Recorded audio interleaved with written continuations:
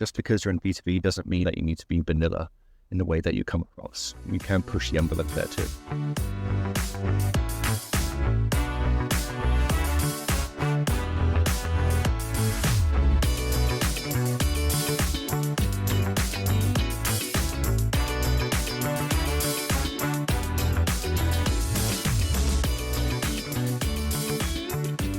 Welcome back to Quickfire Marketing. Today we're talking about how to make B2B marketing more engaging.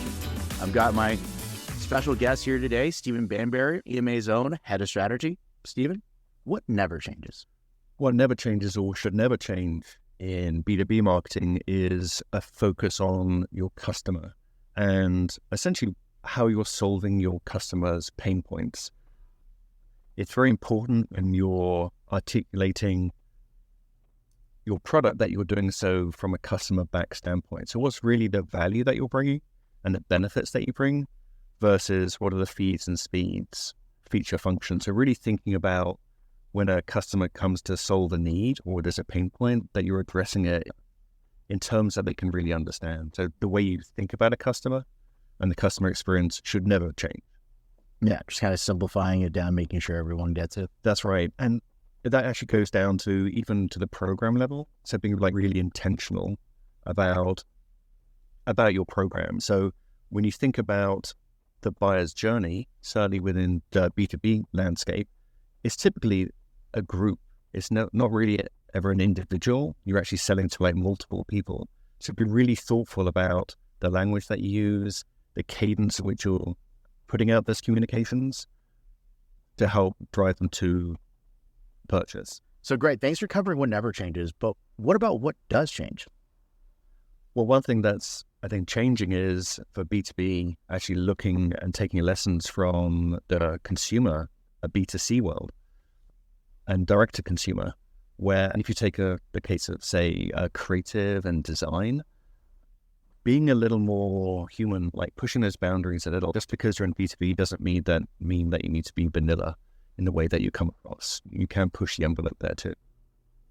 Influencer marketing, you see more and more of that. So when you think about B2C or direct to consumer, influencer marketing is huge, but more and more you actually see that in B2B, in technology, and that kind of flows into even how social is being used. So TikTok, for example, isn't something that first comes to mind as a digital channel, social channel for B2B, but there are companies that have been very successful using TikTok as a channel.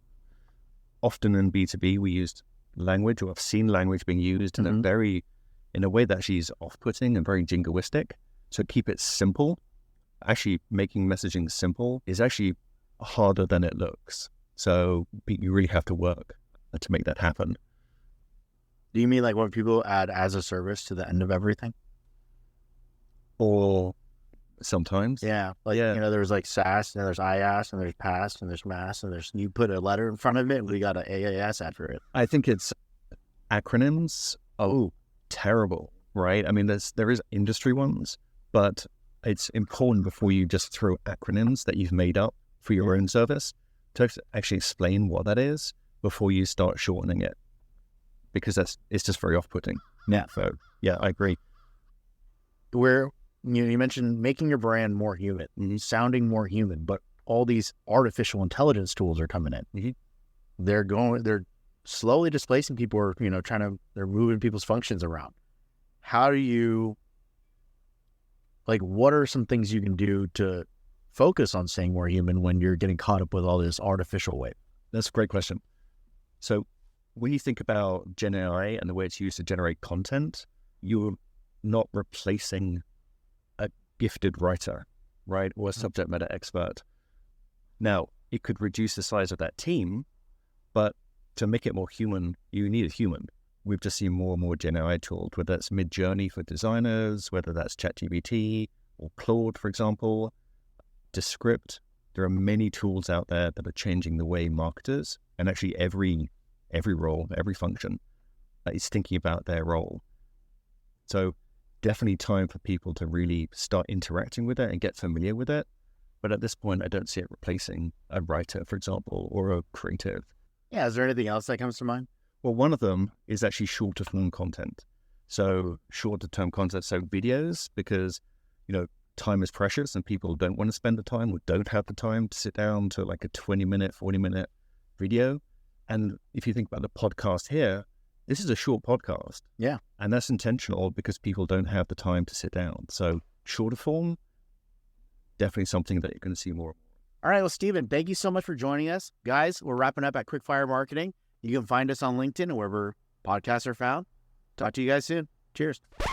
I'm your Stephen. Back to the weather. Yeah. Then the land of the beautiful Ozarks. Well, I'm going hunting later. Yeah. What are you doing? Stephen, now that the fog is cleared up, where do you see the future of marketing? Well, I see trout in my future. Is there a trout?